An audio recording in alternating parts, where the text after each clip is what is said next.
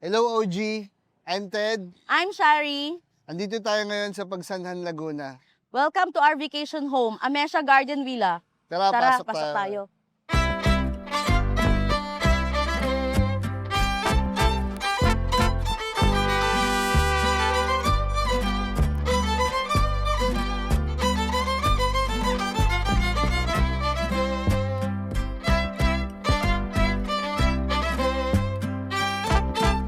Very personal.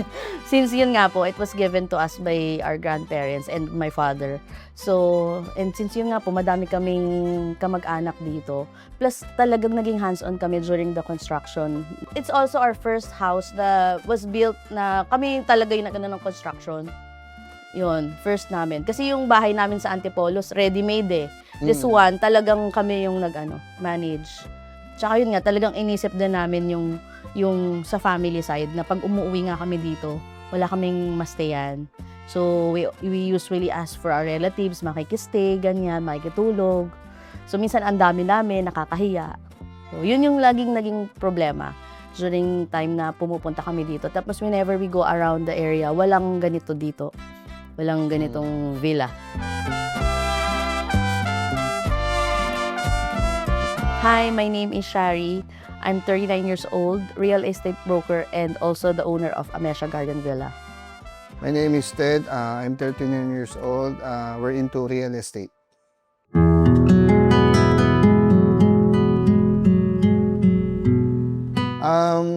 Itong property kasi na to, originally from Shari's grandparents na sa father-in-law ko. And then sa kanya. So, at that time, need namin ng may stayan dito sa area kasi from Antipolo talaga kami. So, during that time, nag-ano kami ng vacation house. So, doon nag-start yun. Vacation house sa Pagsanhan. Para yung father-in-law ko, pagka medyo nagkakaedad na, andito kasi yung mga friends niya eh. So, pagka need niyang pumunta dito, may stayan sila ng komportable. Yun yung isang reason kung bakit kami nag-decide na mag-put up ng property dito sa area. Growing up, we usually go here sa Pagsanghan every weekend, Saturday, Sunday. Nandito talaga kami lagi and nakikistay lang palagi. So, it has always been our dream to have a house here. So, since, yun nga, binigay po ng lola, ng grandparents to kay father. So, naisipan namin na lagyan ng vacation home dito.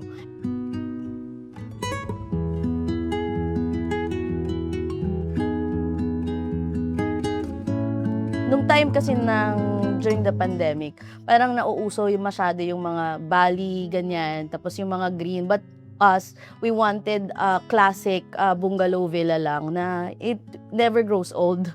Yun. So yun yung parang nagustuhan namin na concept dito sa villa.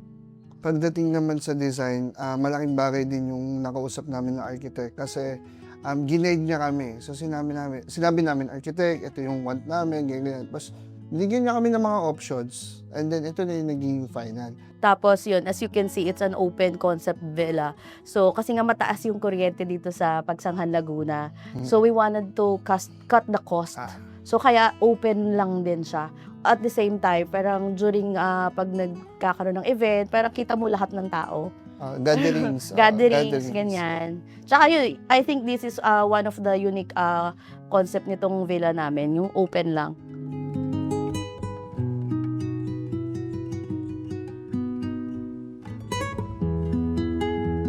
Amesha Garden Villa. Amesha comes from my grandmother, si Amelia, and Shari is me, Shari. Pero kasi kung i-google Opo, if you will search Amesha in Google, it means immortal. So this lot is not allowed to be sold.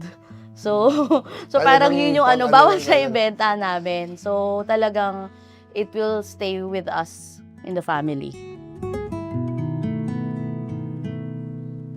Yung lot size ng property is 391 square meter with the floor area of approximately mga 150.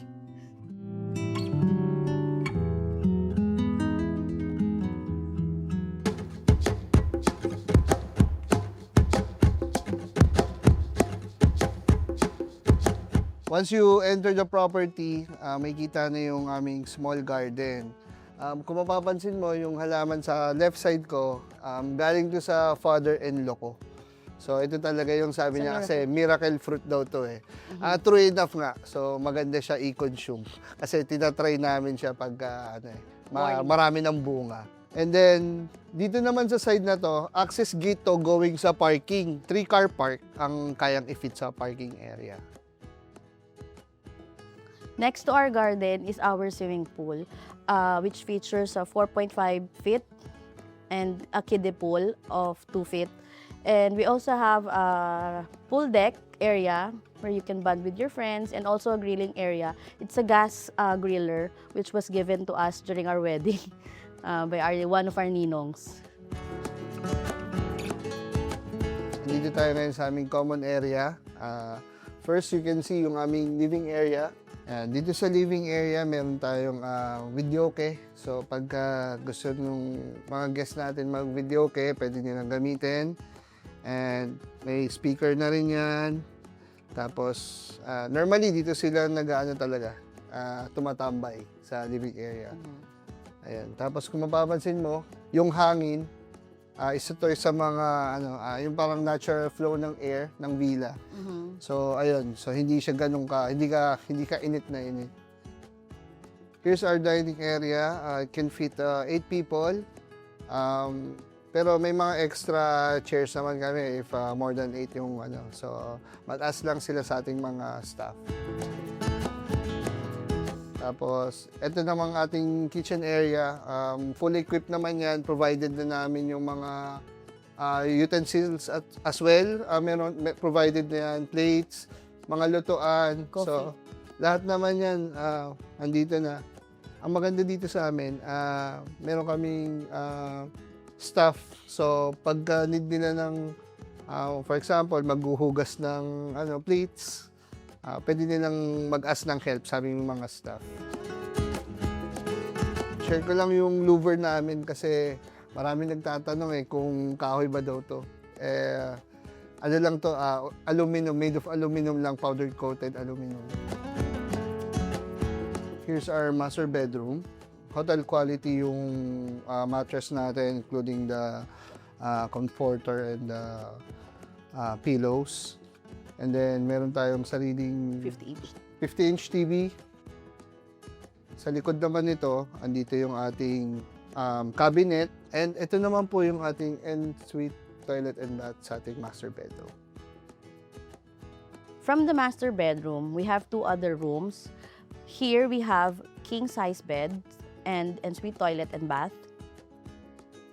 And here we have a twin bed, which also can be converted to a king-size bed, and it has ensuite toilet and bath. Here we also have a powder room, which our guests can use. One of the things that we incorporated during the construction of our villa is the solar. So this is to lessen our electric bill monthly.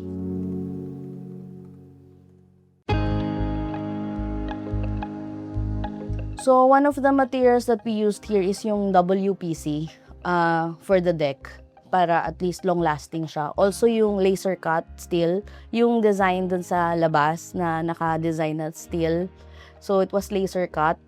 So, and then yung mga doors was sourced from hotel, supplier, and our beds.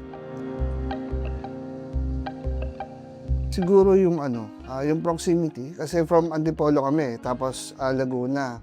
Ano kasi nito, during the construction, lang siya, bare lang yung contract namin with the contractor. So need namin i-sort out yung mga materials. Ayun. So yun yung isang naging challenge namin kasi yung coordination, paano kung kailan Hanap ng mga i-deliver, finish. hanap ng mga supplier. So yun yung mga naging challenges. Ayun, siguro yung kung gaano ka-importante yung coordination talaga. Saka yung timing kasi syempre pagka sa construction kasi pagka may mga curing time So kailangan masunod 'yun. Saka at the same time hindi kami yung pagka sa monitoring kasi yung architect kasi na nakausap namin, sa site visit din talaga sila. So sila talaga yung mga professional na kasi kami naman hindi naman kami engineer or architect. So sila talaga yung nagmo-monitor. So kami talagang inaabangan namin kung kailan need yung mga materials for the finishing touch, yung ano. Kasi yun yung ano namin kami yung magpo-provide Ayun. So yun kaya kami talaga nami-busy.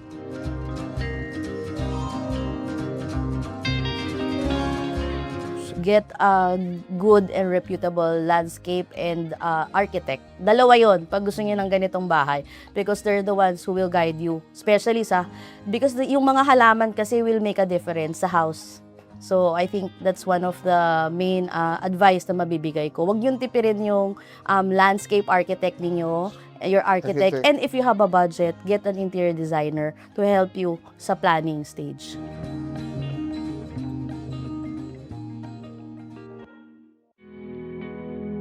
Actually, happy kami. Happy ako kasi pag si Daddy pupunta dito, kasi sabi ko nga, hindi siya maselan. Pero actually, pag nandito siya, into details din siya. Oh, bakit yung mga halaman po na? So, ano rin siya, natutuwa ako kasi nagugustuhan niya yung nasa paligid niya. I would say, my lola's my first heartbreak nung namatay siya. Because I was really, parang talagang lola's girl nung time na yon. Every Saturday, Sunday, dinadala talaga kami dito ni Daddy sa Laguna to bond with our grandparents. So, during growing up times ko, nasa kanya ako. It reminds me of her, especially yung mga plants, ganyan, kasi mahilig din si Lola sa garden namin. Yung ancestral house namin, ganito din, may parang garden din, ganon.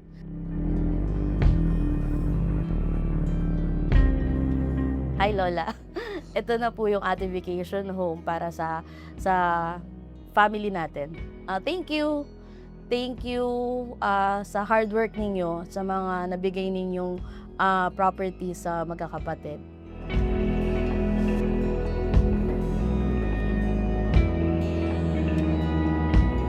Want to share your house and get featured? Email us at stories.onlygood@gmail.com and tell us about your interesting home story. For more videos like this, subscribe to OG and be part of the community.